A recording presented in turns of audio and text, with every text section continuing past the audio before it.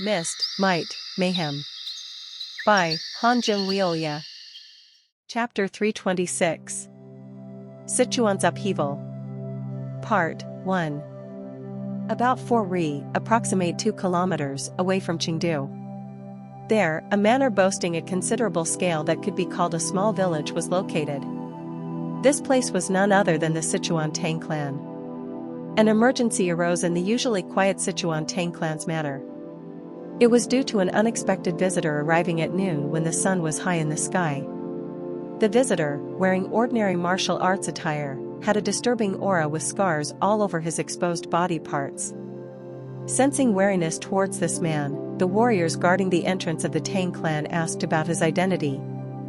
"Who are you, sir, who wishes to meet the patriarch without any prior appointment?"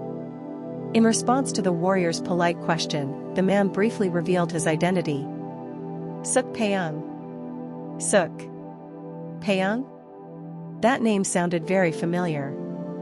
It was a name he had heard many times and was definitely the Green Forest Fighting King? Gasp.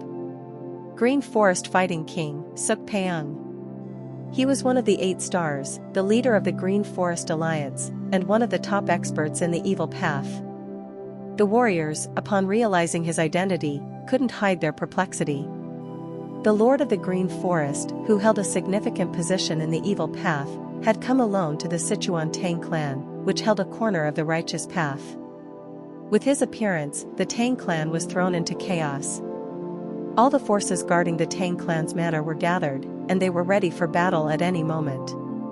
In the guest hall of the Tang clan, more than 500 warriors of the Tang clan surrounded the area. Tack. Someone set down a teacup inside the guest hall. 2 middle-aged men were sitting facing each other across a round table. They were the evil path's master, Green Forest Fighting King Suk Peung, and the head of the Sichuan Tang clan, who also held the title of 8 stars, Thousand Poison Hand Tang In He.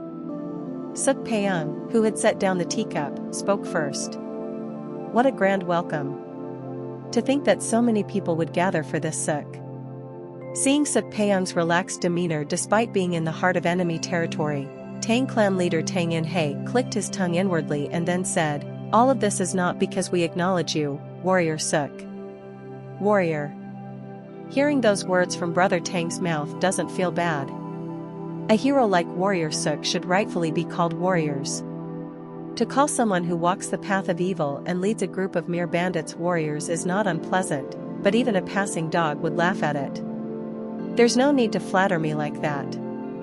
At his straightforward way of speaking, Tang clan leader Tang In He's eyes narrowed.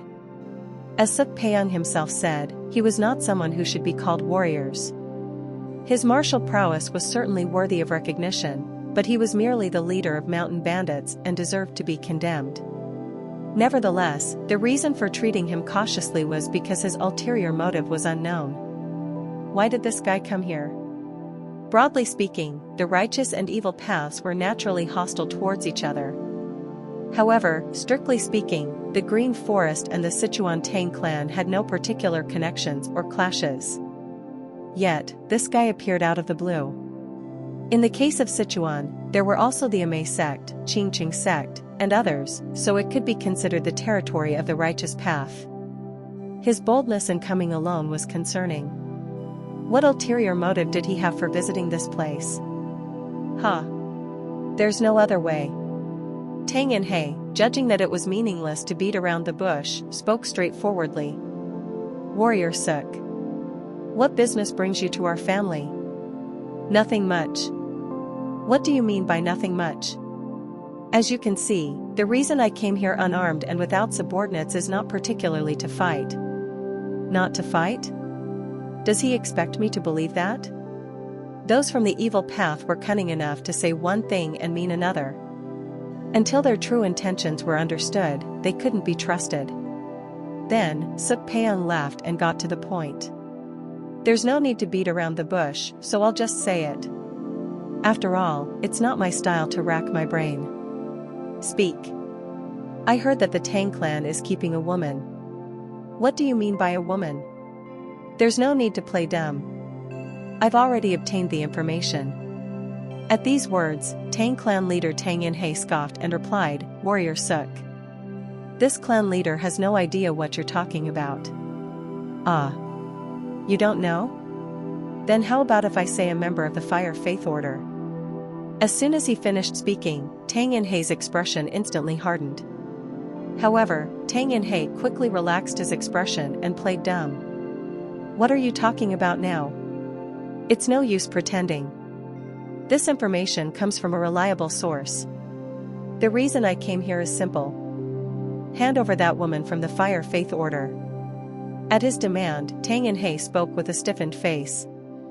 "Warrior Suk, I don't know where you heard such information, but coming to our family and demanding someone be handed over out of the blue is truly rude." "Rude? What is? Asking you to hand over a member of the Fire Faith Order? My goodness, Warrior Suk. If rumors spread that the great Sichuan Tang clan is protecting a member of the Fire Faith Order, who deceive and mislead the people, do you think you can handle it? You're going too far." "Too far? If there's no member of the Fire Faith Order, you can just deny it, right? Why are you only talking about rudeness and such?" At these words, Tang clan leader Tang Inhe strongly denied it. "Of course, it's impossible. How could there be a member of the Fire Faith Order in our family? Are you certain there isn't?" "That's right. Since you're so confident, there shouldn't be a problem. Then let me search the Tang clan's matter." Bang! As soon as he finished speaking, Tang Inhe slammed the table hard. With his strike, the table split in half. As the split table fell to the floor, Tang clan leader Tang Inhe frowned fiercely and raised his voice. "You dare to say you'll search our family? If there's nothing to hide, is there a reason to refuse?" "Refuse? How utterly rude. A mere bandit from the Green Forest dares to barge into our family, which holds a corner of the Righteous Alliance, and wants to conduct a search. Are you not afraid of death?" Tang Inhe gave up on showing courtesy any further. From the moment Green Forest fighting King Suk Peung said he would search the family, he had crossed the line, and his anger had reached its peak. Even if he was one of the 8 stars, he himself was also one of the 8 stars. Do you wish for the title of 8 stars to change to 7 stars here today? It seems the Tang clan leader is very displeased. Gulp. Seeing Suk Peung drinking tea, Tang Inhe's eyes flashed with surprise. He hadn't noticed, but before the table was split, Suk Peung had retrieved the teacup on top of it. This alone showed that he was no ordinary person. At this, Tang clan leader Tang Inhe raised the poisonous energy within his body. "If I let this guy leave alive today, there will be great repercussions." Anyway, from the moment he entered the Tang clan, the worst-case scenario had been considered. He didn't know where he had obtained such information, but the bastard had made a serious mistake.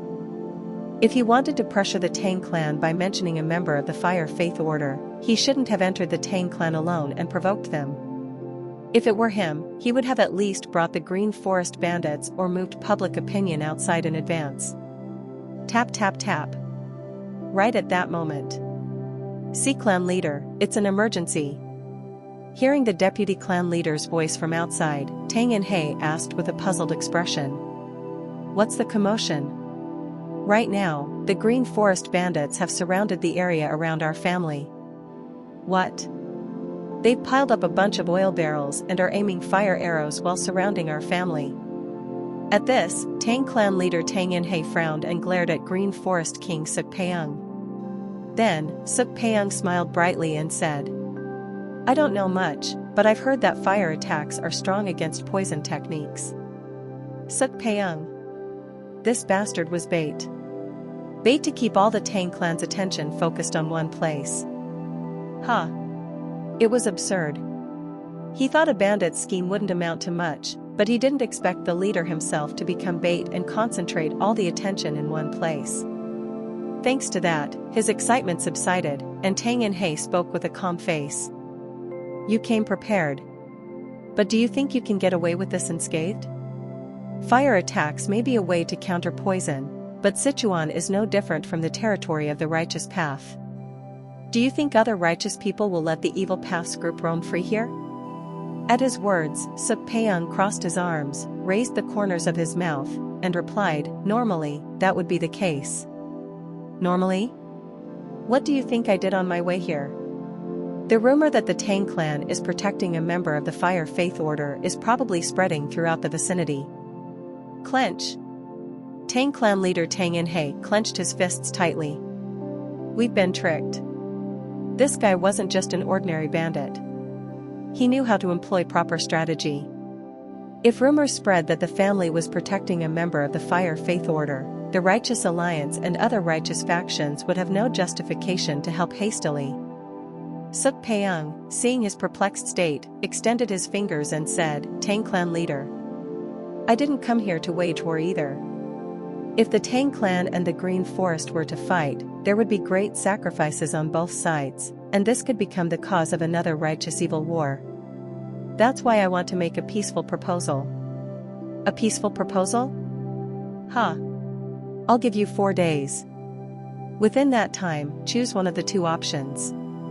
Either bring the members of the Fire Faith Order you're protecting obediently, or let me search the Tang clan. You'll have to decide. Only 4 days. Tack. With those words, Suk Peung rose from his seat.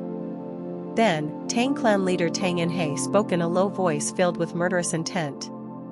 Rumble. Do you think I'll let you go easily? It seems you've gathered all the Tang clan's forces around the guest hall. If the two of us, who hold the title of 8 stars, were to fight right now, where do you think the damage would go? Grind. At Suk Peung's triumphant words, Tang In-hei gritted his teeth. Do you think this clan leader lacks the resolve to do that? Tang clan leader. Come to your senses.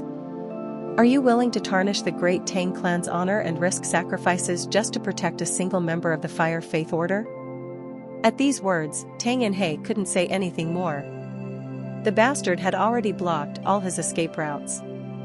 As he said, if they engaged in a fight here, even if they were lucky enough to defeat Suk Peung and the Green Forest, the damage would be beyond imagination, and the Tang clan would be stigmatized for trying to protect a member of the Fire Faith Order. 4 days. With that, Suk Peung confidently left the guest hall. Not long after he left, Deputy Clan Leader Tang Cheolyung entered and said, "Clan Leader." At Tang Cheolyung's call, Tang Clan Leader Tang In-hei slumped into a chair as if drained of energy and said, "I need some time to think." Clan Leader. This isn't a matter of thinking. If rumors spread that we were keeping that wench, it will be difficult to handle the situation compared to fighting the Green Forest bandits. Didn't I say I need time to think? Don't tell me you still have lingering attachments to that so-called precognitive ability or whatever? At his question, Tang Clan Leader Tang In-hei closed his mouth. Then, Tang Cheolyung clicked his tongue and said, "Clan Leader. It's time to let go of your attachments. Even if Song-ah, that wench, inherited her grandmother's ability, she is thoroughly a member of the Fire Faith Order.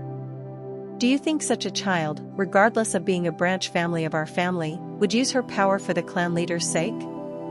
Deputy Clan Leader Tang Cheolyung, who had approached the clan leader, who still remained silent, let out a sigh. Just what kind of precognitive ability was it that the clan leader showed such lingering attachments even in the face of a family crisis? At the same time, Deyang, a city about 2 days away from the northeast of Chengdu. In an inn there, a group was having a meal. They were none other than Mok Jiangnan's party. They had been traveling without rest, and as they entered the plains, they stopped by a village to have a quick meal. Tack. Mok Jiangnan put down his chopsticks while eating meat noodles. Seeing the bowl of noodles, not even half-eaten, Siep Chen asked with a puzzled expression, "My lord, is the noodle soup not to your liking?" At his question, Mok Jiangnan shook his head. Then, he licked his lips and said, "There's no time to enjoy a leisurely meal. We need to hurry a bit." "Pardon? What do you mean by that?" Mok Jiangnan glanced at the group on the second floor of the inn, whispering to each other while carrying weapons, and then stood up from his seat. Rising from his seat, Mok Jiangnan raised the corners of his mouth sardonically and said, "The mountain bandits are eyeing my prey." Chapter 327. Sichuan's Upheaval. Part 2. On the second floor of the inn, a group of men carrying weapons were having a secret conversation in whispers. Those damned mountain bandits must be crazy. To think they would dare to come to Sichuan, which can be considered the territory of the righteous path, and cause such trouble. Senior brother. Are you just going to sit back and watch? Shouldn't we step in and help the Tang clan? Calm down, junior brother Bo, don't you know the rumors going around? Don't tell me you believe them, senior brother. Even so, there's no way the Sichuan Tang clan would protect the fire faith. Shoo, quiet. My apologies. Anyway, there's no way the Tang clan would do such a thing, right? Even so, the rumors have spread too quickly. It's probably the work of those Green Forest mountain bandits. Then what should we do? Are you just going to stand by and watch? If the Green Forest and the Tang clan clash, we of the Qingqing sect must help. As much as I want to, we lack justification. If, by any chance, the Tang clan really did such a thing, they would be condemned by the people of the Central Plains. If we hastily help them, we might get involved as well. Isn't that why we came without our sect robes? Huh. Junior brother Bo. Even if they are just a group of bandits, their leader is the Green Forest Fighting King. Do you think a superhuman with the title of 8 stars wouldn't be able to distinguish the swords of the Qingqing sect? TCH. Junior brother is right. For now, let's exercise restraint and observe. I heard they are still in a standoff, so whether it's true or not will soon. At that moment, the middle-aged man called senior brother among the group stood up and turned his gaze to the lower floor. The man beside him asked in confusion, "Senior brother, why are you doing that? Look at them." At the middle-aged man's gesture, the group of men looked there. Someone with 2 swords at their waist was trying to leave, and people who seemed to be martial artists were following behind them. Anyone could tell that they were not ordinary martial artists but people from the martial arts world. However, one person among them particularly stood out. Don't you know who that guy is? It was a muscular bald man wearing a tattered cassock with torn sleeves and a broken rosary around his neck. One of the men who had been staring at him intently spoke up, "Isn't that Jia Jiamzhong, one of the 3 madmen? You only recognized him now?" At his words, the men stirred. They had been focused on the conversation and sitting on the inner side, so they hadn't noticed him. However, their senior brother was sitting on the side with a view of the lower floor, so he seemed to have spotted that crazy monk. Most of those called the 3 madmen were lunatics known as madmen. Therefore, regardless of their background, most people from the righteous path treated them as heretics. The same went for Jia Jiamzhong, the expelled monk from Shaolin. What is that crazy monk doing here? Shoo. Be quiet. They're still leaving. But senior brother. That's where they were sitting. Look there. At the words of the middle-aged man called senior brother, everyone looked at the place where the bowls of food were placed. There, they saw unfinished bowls of food. Judging from the fact that noodles and food were left in almost all the bowls, it seemed they had gotten up in the middle of their meal. At this, one man spoke with widened eyes. Could it be that they got up in the middle of their meal? I was constantly glancing at them because I had a feeling they were all from the martial arts world, including the expelled monk Jia Jiamzhong, and they suddenly got up in the middle of their meal. Then does that mean they overheard our conversation? It's possible. At senior brother's words, the men couldn't hide their perplexed expressions. If they had overheard their conversation and gotten up in the middle of their meal, could they be on the same side as the Green Forest bandits? I don't know if they're on the same side, but I can't deny it either. Senior brother, if that's the case, we can't just leave them be. I heard that the Tang clan is already outnumbered. If experts from the evil path help the Green Forest in this situation, things could get even worse. I think so too. Then what will you do? Even if we can't directly help the Tang clan due to lack of justification, we should stop any reinforcements from going to the Green Forest. Yes. At his words, all the men rose from their seats. Outside the manor of the Sichuan Tang clan. Numerous mountain bandits surrounded the large-scale manor. Just by looking at the number of those surrounding, one could tell that they were nearly 3 times the number of those guarding the inside of the Sichuan Tang clan. They were the Green Forest mountain bandits who had set up oil barrels and braziers and were fully prepared to pull the bowstrings of fire arrows at any moment. The expressions of the Tang clan warriors watching this from the walls were not very good. Although some of them had a lot of combat experience, it was the first time they were in a standoff like a siege against their own family. As they faced the 3rd day in a state of tension, not knowing when a battle might break out, they couldn't take their eyes off the Green Forest bandits even for a moment. Among these Tang clan martial artists, those guarding the main gate were glaring at certain individuals in the distance with eyes full of hatred. Munch munch. The ones they were glaring at were none other than Green Forest fighting king Sukpeung and the Green Forest executives, who had set up a large tent across from the Tang clan's gate, about 20 jang away, and were sitting under it with a luxurious feast. Damn those bastard bandits. Are they trying to provoke us now? Anyone could see that it was an act of provocation towards them. Of course, that was the correct answer. Ha ha ha. Let's have a drink, everyone. We're having a real feast after coming all the way to Sichuan. The executives showed off, deliberately enjoying themselves noisily while tilting their wine cups and tearing into the meat. It was to lower the morale of the Tang clan warriors and provoke them. Surprisingly, it was quite effective. Because they had the advantage in numbers, the Green Forest bandits were maintaining the siege day and night through rotation, but the Tang clan warriors were at a disadvantage in numbers, so they were standing guard all day without getting a wink of sleep. As a result, fatigue naturally accumulated, and they would also get provoked. Seeing the haggard faces of the Tang clan warriors, Hyun Tek, known as the left arm of the Green Forest fighting king and the throwing killing guest among the executives, said with a grin, revealing his yellowed teeth, "Hee hee. Fighting king. It seems to be working. I wondered why you gave them 4 days, but it wasn't just for that. You did it to slowly kill them. It serves multiple purposes." If it serves multiple purposes, do you have another reason? That's. You don't need to know. With those words, Green Forest fighting king Sukpeung downed his wine cup. At that moment, the words she had said suddenly came to his mind. It might be difficult to give them a long time, but how about giving them 4 or 5 days? Give them time? Yes. Even a cornered mouse being hunted will bite the neck of the chasing cat. So I thought, how about giving them time to think? Giving them time to think is good.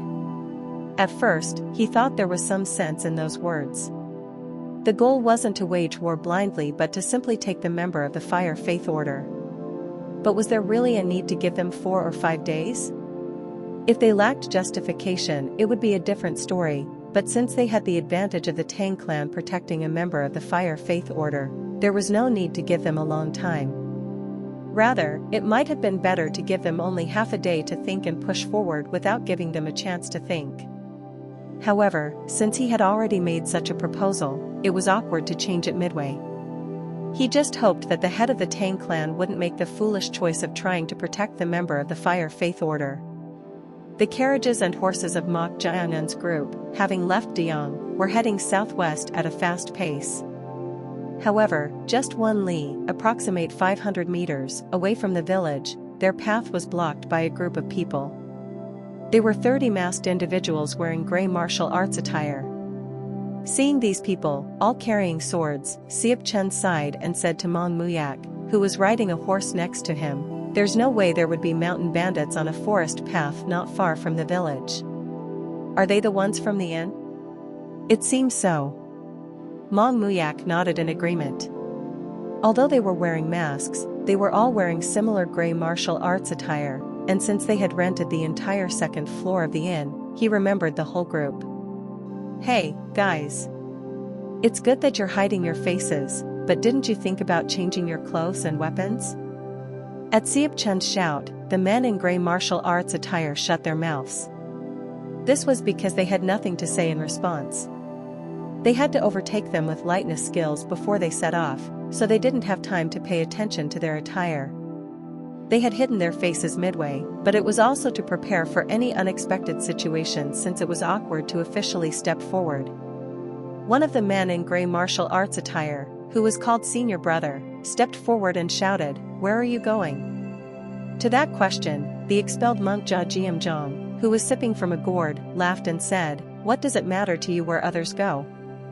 At those sarcastic words, one of the men in gray martial arts attire flared up and shouted, "You're going to help the Green Forest bandits, aren't you?"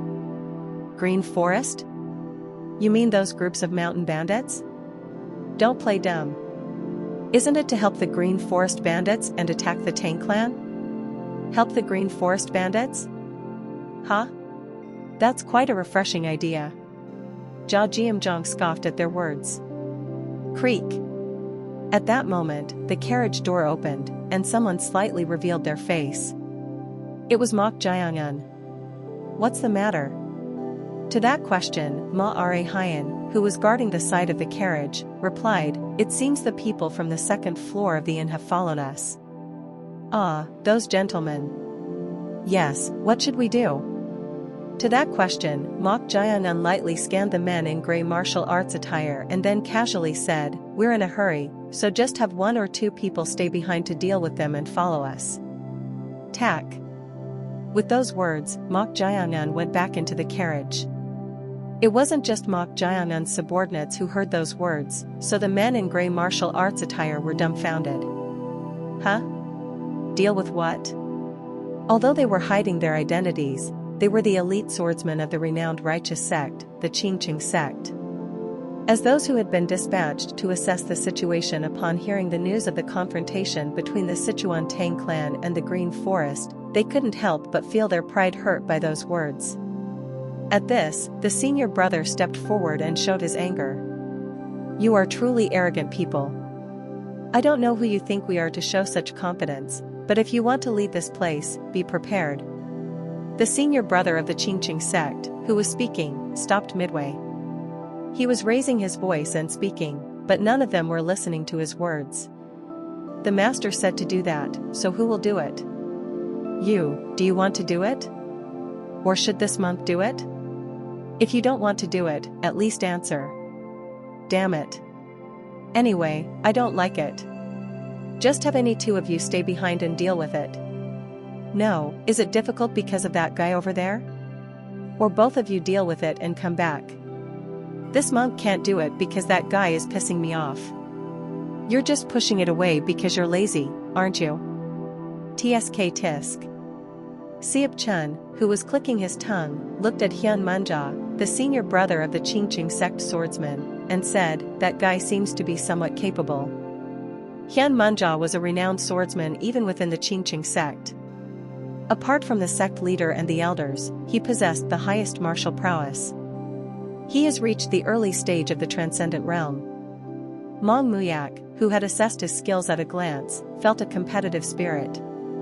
He had been wanting to test his rapidly improving martial prowess against a proper expert recently. Thus, Mong Muyak said, "I'll deal with that guy. You handle the rest, Siep Chun." What? I was going to deal with that guy. This was the same for Siep Chun. He also had a strong desire to test his increased skills by facing the most outstanding one among them. At their bickering, Hyun Munja felt genuine anger surging within him. The only one he was wary of was Jia Jiamzhong, one of the three madmen and the demonic demon fist sage. But how much did those young-looking fellows among them look down on him to give him such humiliation? Xing. Hyun Munja drew his sword halfway and was about to step forward. But right at that moment. No. I'll just do it myself for the sake of time. The voice of that young fellow who had said to deal with them or whatnot came from inside the carriage. Just what kind of person was this guy to spout such arrogant words, even though they had hidden their identities? It seemed he needed to be taught a lesson. Creak. At that moment, the carriage door opened, and two swords floated out from inside as if they were alive. Seeing this, Hyun Munja's body froze with his sword half-drawn. Chapter 328. Sichuan's Upheaval. Part 3. The moment the carriage door opened, two swords floated out like swimming fish. Seeing this, Hian Munja of the Qingqing sect, who had half-drawn his sword, froze in place. The same went for the other Qingqing sect warriors. Could it be? Qi-controlled swords? Any warrior who wielded a sword would recognize it. It was said that the Qi-controlled sword technique could only be achieved when one's sword reached the realm of perfection and their internal energy was close to the peak of peaks. Senior brother Hian Munja and the other Qingqing sect warriors were stirred. There weren't many swordsmen in the entire martial arts world who could wield the Qi-controlled sword technique. How could such a supreme expert appear in a place like this? Moreover, the face they saw earlier looked no older than 17 or 18 years old, let alone a young adult. That can't be. No way. At that moment, Hian Munja thought that the person displaying this rare technique was not that young man. There must be an extraordinary master inside the carriage.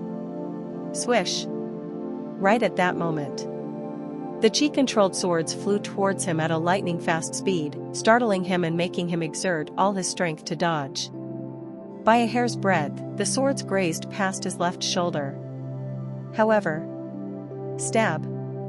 Although he managed to dodge the Qi-controlled swords, the other Qingqing sect warriors did not.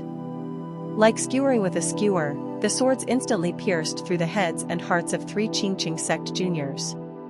Stab, stab, stab. Ack. Ugh. Except for the one whose head was pierced, the other two collapsed with dying screams.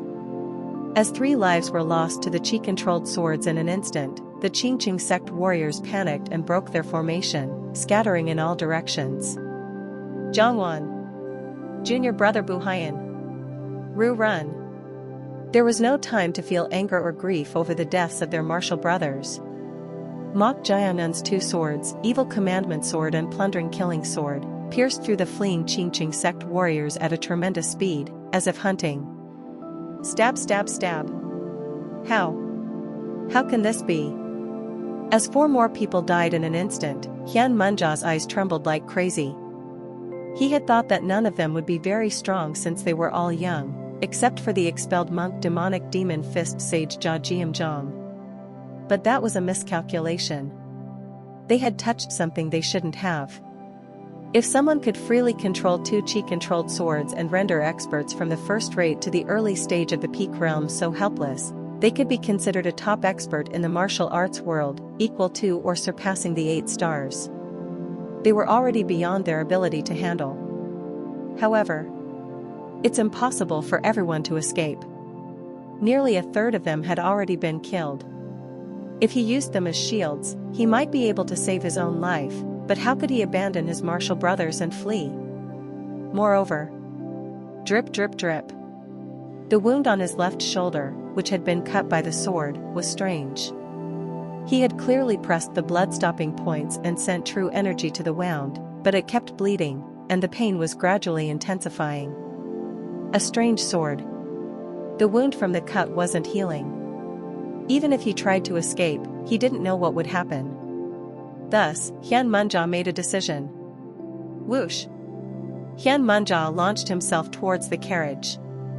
Even if it was a supreme expert, if he recklessly charged in with a desperate move, sacrificing his own energy, couldn't he at least buy some time for his martial brothers to escape? Say senior brother. Seeing his actions, one of the juniors shouted. Then, Hian Munja, without stopping his movement, shouted loud enough for everyone to hear. Everyone disperse. Senior brother. Hearing that shout, the juniors understood senior brother's intention. They couldn't let senior brother's sacrifice go to waste, so they tried to scatter. However, whoosh! At that moment, a black chi erupted from the flying swords. Then, at a speed incomparable to before, Evil Commandment Sword and Plundering Killing Sword began piercing through the Qingqing sect warriors. Stab, stab, stab. Arg. Ack. Hian Munja, who had tried not to look, couldn't hide his shock at the sight. Although it had a completely different glow from ordinary sword chi, it was definitely sword chi. Qi-controlled sword chi? He couldn't believe it. Even grandmasters who had reached the level of the 8 stars couldn't display the divine skill of wielding chi-controlled swords and manipulating chi. That meant a true grandmaster of the 6 heavens level? It was a divine skill that was impossible unless one was at the 6 heavens level, known as the current pinnacle of the martial arts world. Hyun Munja, who had been launching himself with the resolve to make a desperate move, fell into despair rather than shock the moment he saw the chi-controlled sword chi. Just who was the person inside that carriage? At that moment, someone grabbed the back of his neck as he was launching himself. Then, they smashed his face directly into the ground. Bam! Ugh! The one who grabbed him and slammed him down was none other than Sichuan. He had quickly caught up and grabbed him because he was trying to target his lord, Mok Jiangyun, after casually passing by him. Sichuan grabbed his hair and lifted him up. What's the use of a pawn trying to capture the king out of the blue? You bastard! Hyun Munja tried to shake off Sichuan's hand grabbing his hair. But the moment he grabbed his wrist, he could instinctively tell that Sichuan's internal energy far surpassed his own. What? Just who are these guys? This fellow also looked to be no older than a young adult, but how could his cultivation be so strong? It was unbelievable. Hyun Munja's eyes trembled violently. Just what was happening in Sichuan, with the Green Forest bandits surrounding the Tang clan's manor? However, he could no longer continue his thoughts. Crack! Sichuan had snapped his neck. They had followed them just because they encountered them at the inn, so there was no benefit in leaving loose ends. Sichuan, who had killed him, clicked his tongue as if disappointed. He wondered how it would have been if they had properly fought, considering they seemed to be from a righteous sect. He had killed him too easily because he was injured and had become impatient. Well, it can't be helped since we're short on time. At that moment, someone approached from the side and said, "Step aside." It was Ma-Are Hyan in a mask. Huh? It's the Lord's order. Ah. With that, Sichuan stepped to the side. Then, Ma-Are Hyan picked up the sword of Hyun Munja, who had died with a broken neck, and began carving something on his forehead. He carved a vertical line through the center of the character too. It was the symbol of a secret society where the third wooden slip served as the leader. What's this? Carve it on the bodies of all the dead. Is that also the Lord's order? Yes. Understood. At Ma-Are Hyan's words, he went towards the other dead bodies.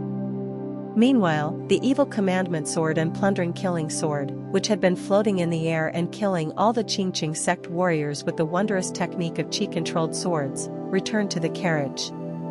Seeing the two swords, Ma-Are Hyan clicked his tongue inwardly. He's getting stronger and stronger. From inside that carriage, without taking a single step, he had discerned the movements of the enemies with just his chi sense and killed them all. It seemed he had reached a level that was truly difficult to approach, which was both awe-inspiring and admirable. At this point, even his master So Yeren would probably be no match for him. He's truly a monster. On the morning of the 4th day, the last day of the time given by Green Forest fighting King Sukpeung. In the rear courtyard of a villa inside the Sichuan Tang clan's manor.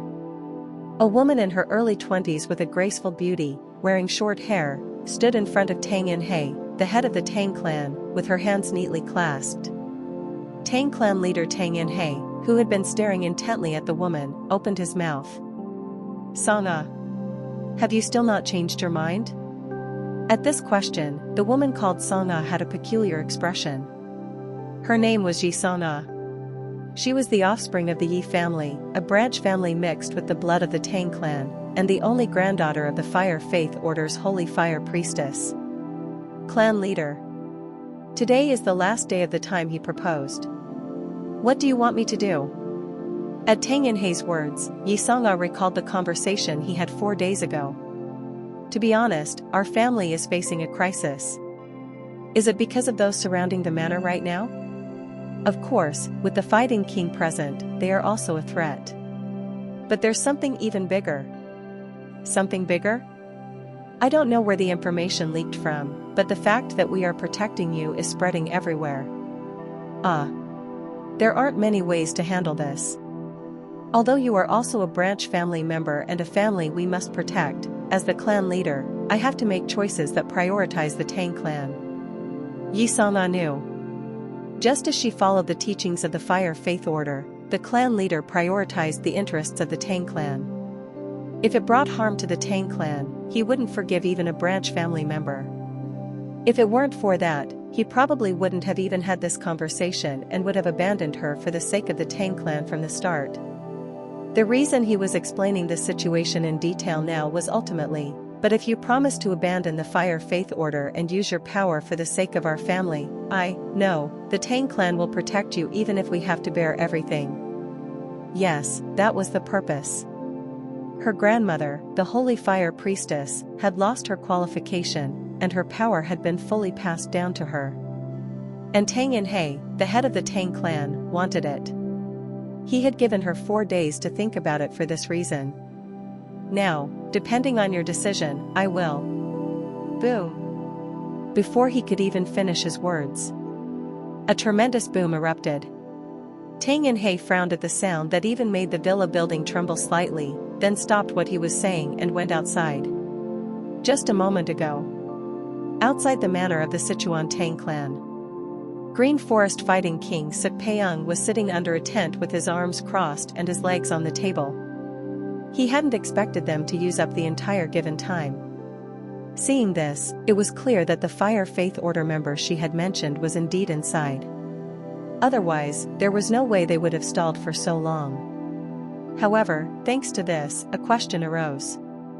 Just what is that Fire Faith Order member that the Tang clan is trying so hard to protect? They were a part of the Righteous Alliance and a member of the Righteous Path. For them, the fact that they were protecting a Fire Faith Order member was a fatal weakness and a stain on their honor. Yet, the Sichuan Tang clan had been pondering for nearly 4 days without giving up on the Fire Faith Order member. Did that mean there was something worth protecting even if they had to bear all of this? Just what is it? He had come here and done this because it was her request, but that woman also wouldn't make a pointless request. There must be a reason for her request. Was there something special about that Fire Faith Order member? As he was pondering, hearing a voice from somewhere, Suk Peung turned his gaze in that direction.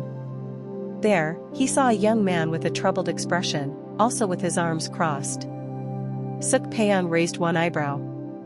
Who is this guy? He had never seen this fellow before. His attire was neat, and his face was very handsome, so he didn't seem to be one of the Green Forest bandits. But when did this fellow enter the tent? Wait a moment. Why didn't I notice this fellow coming so close? Something was strange. He didn't feel anything special from this fellow in terms of chi sense. Yet, he hadn't detected his presence as he approached. Did that make sense? He, one of the 8 stars known as the current top experts of the martial arts world, had failed to detect even the presence of such a young fellow until he was right in front of him. Who are you, young man? Suk Peung took his legs off the table, stood up, and spoke. Then, the young man who had been standing with his arms crossed and a troubled expression opened his mouth. It's strange. What? I came here because I heard the Tang clan was in crisis, but it doesn't seem like a crisis at all. Suk Peung frowned. What nonsense was this guy spouting? Could it be that he had come to help the Tang clan? Who the hell are you? Me? Yes. Who else do you think I'm talking about? Aha. I see. I am Mu Jin, the eldest son of the Yu family. You Mu Jin? It was a name he had never heard before. Then, the young man who had introduced himself as Yu Mu Jin scratched his head and said, It seems to be nothing serious, unlike what I was worried about, so I'll just leave. Huh. At his words, Suk Peung scoffed as if absurd. Who do you think you are to come and go as you please?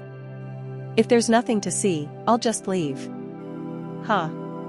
Suk Peung let out a sigh. And the moment that sigh ended, swish.